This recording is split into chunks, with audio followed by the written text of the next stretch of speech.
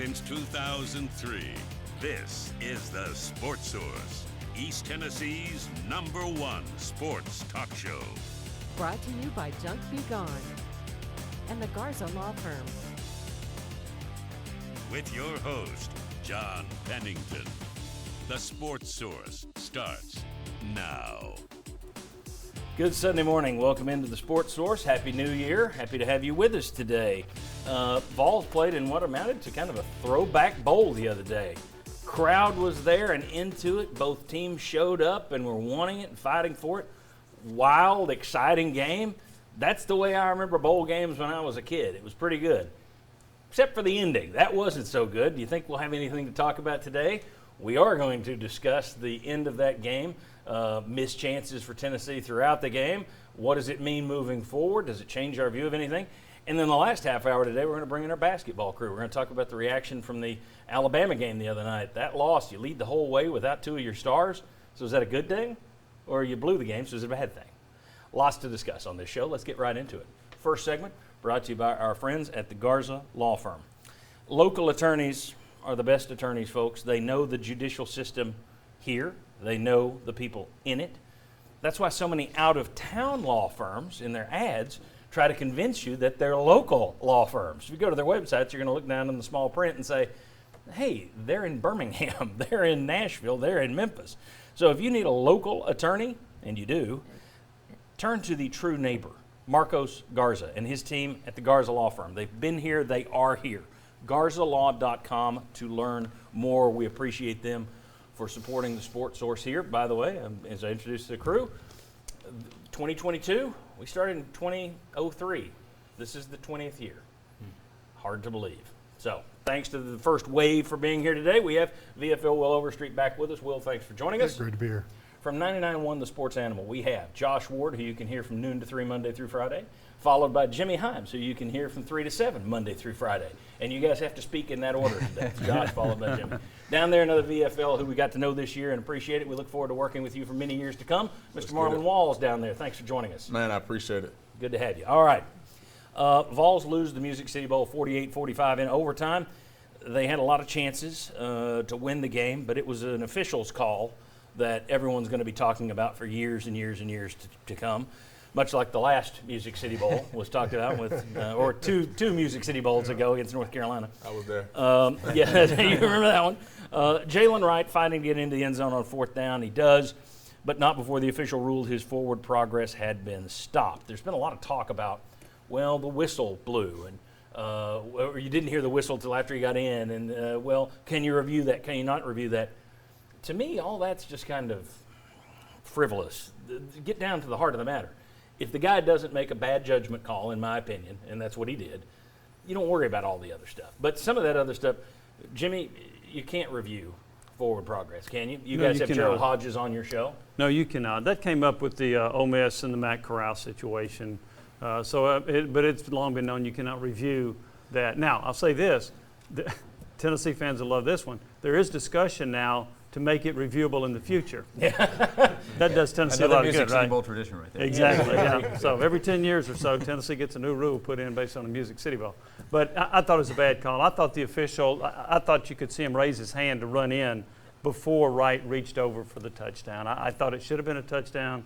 Of course, Princeton Fant was pulling on him, which is a penalty, but that seems to be ignored by a lot of people. But anyway, I thought it was a touchdown. Yeah, that was another. I mean, some of the things I saw from officials said that has to be pretty egregious for that to get called, the pulling or aiding a running back. But you're talking about a guy who made a bad judgment call. That could have been another bad judge or another judgment call on his terms right there to have flagged the Princeton Fat thing. Josh, your thoughts on the way that thing ended? Yeah, it's really unfortunate. You can also say, well, the fact that you're in overtime in the Music City Bowl, that it's coming down to a fourth down play at the goal line, you shouldn't have been in that spot.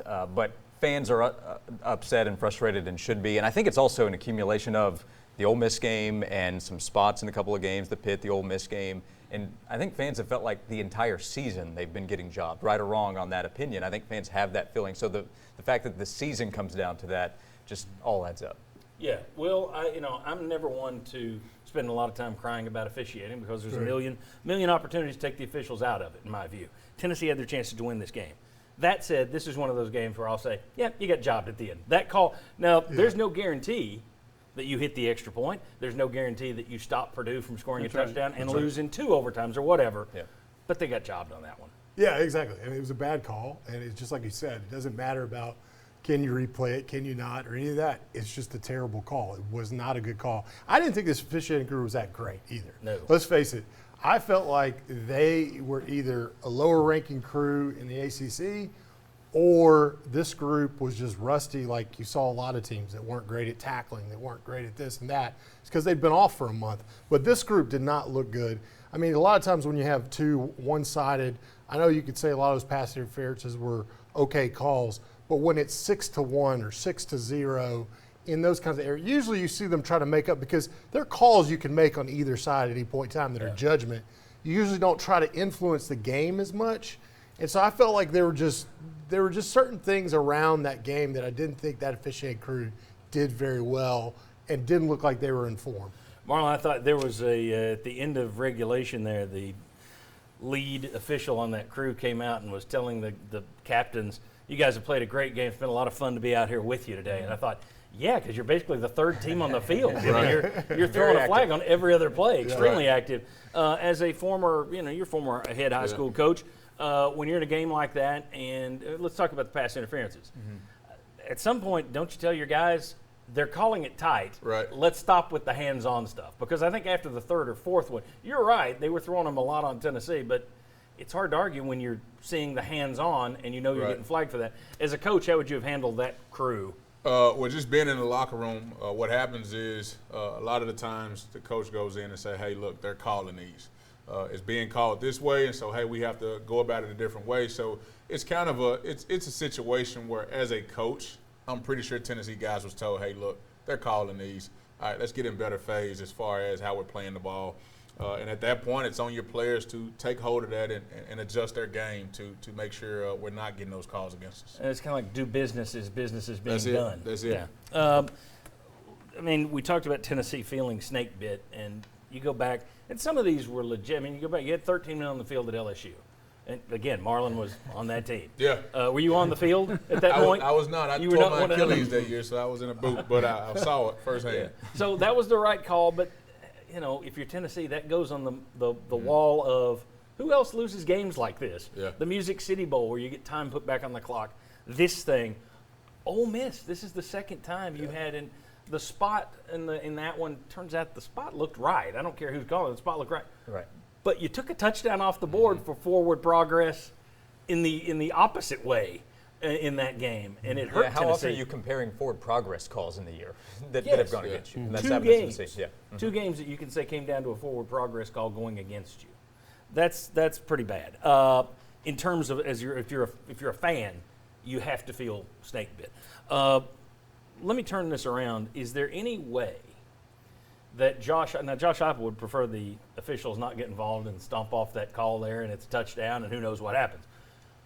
But is he going to be bailed out at all by the officials? Meaning, this offseason's all going to be talking about those refs stole that game. Instead of, you blew a 21-7 lead, you played against a Big Ten team, and the SEC is always supposed to kill the Big Ten. You were supposed to beat this team because they had 18 guys out. You had guys out as well. But is he going to get a little bit of a bailout factor, ironically, by the same refs because they screwed him in this instance? I think so. Because most of the conversation I've had, the text I've had, whatever, is about the officials, not about Josh Heupel. I didn't think – first off, I thought Tennessee was a bad call when they got down to the 2-yard line and tried to throw a pass and lost 6 yards. And that was in overtime. I thought that was a bad Let's get call. to that. Let's get to the specifics next. Okay. In the next segment. Let's hold on to that. Okay, but I'm going to say yes to that because I think there were a couple of calls where Heupel did not manage the game the way he should have, but the conversation is mostly about the officiating. So from that perspective, I'm going to say yes. It's the officiating is the guys faking the injuries. I mean, that's what you're hearing. Yeah, right now. yeah. So, I mean, those are the two things that are more highly pronounced as why this game went the way it did instead of what Tennessee did wrong. And the frustrating thing there is it's legit. They are faking them left and right, but they're not all faking. The kid, the wide receiver who played on 2 bum knees out there Right. was impressive. But Purdue had a defensive guy who pulled his groin and was on the field half the game. Well, Cole Kublik at one point pointed out, I don't think you want to pull your best defender on 3rd and 2 here. So, but it all feels like it's a fake injury at this point. And that's something that's going to be frustrating for Vol fans as long as Heupel's here running the system. And I can tell you, it's going to be frustrating for anybody watching it in the media as well. Marlon Josh, is he getting bailed out a little bit by the officials? I think so, yeah, in conversation, because there's a little bit of, well, Purdue was down all these players. Why were we in that spot to begin with? But most of it is, well, the officials cost us the game, and frustration over the injuries. All of that's been going on all season long. So like I mentioned, it comes down to that at the end of the year. There is very little talk about, well, why did Josh Heupel call this or that, or why were we down against a team that was down so many players? I've heard very little conversation about that. Yeah, I think the way the game ended with that dramatic last play is going to bail him out. But if it was any kind of different ending where we didn't have a chance in that last drive, then a lot of people looking back at it and said, okay, why are we even in this game in the first place? Them being down 18 guys, us scoring 21 points in the first half, 0 in the second quarter, then I think it's a totally different conversation. Before we get a break, and we're going to come back and we're going to talk about some of the decisions that were made. The last drive drove me crazy, the last regulation drive. We'll talk about the decisions in overtime. Much more to cover, but I do want to say as we go to break, and this has nothing to do with Purdue, they're not watching, but kudos to both teams. I mean, both those teams, the players out there, were giving it their all for what most of these bowls now, it's meaningless. There's nobody in the stands, so kudos to the Tennessee fans who packed the place, and the Purdue fans had a nice little showing coming from Indiana. That was the way it should be, and I think even though Tennessee didn't get the result they wanted, and certainly you can point to a bad decision there by the referee, you got to give Tennessee players a lot of credit, because while it wasn't their best game of the year, they certainly gave it their all, it seemed. They just weren't on to their normal level of synchronicity. Well, you had so much respect for Purdue, you wore their colors. I thought that was. That's right, purple and gold. I didn't even think about that. And now that you've said that, I'm going to get ugly emails. I didn't plan this. All right, when we come back, let's talk about decisions from Thursday's game. We got much more to come, football and basketball here on the Sports Source. See you on the other side of this break.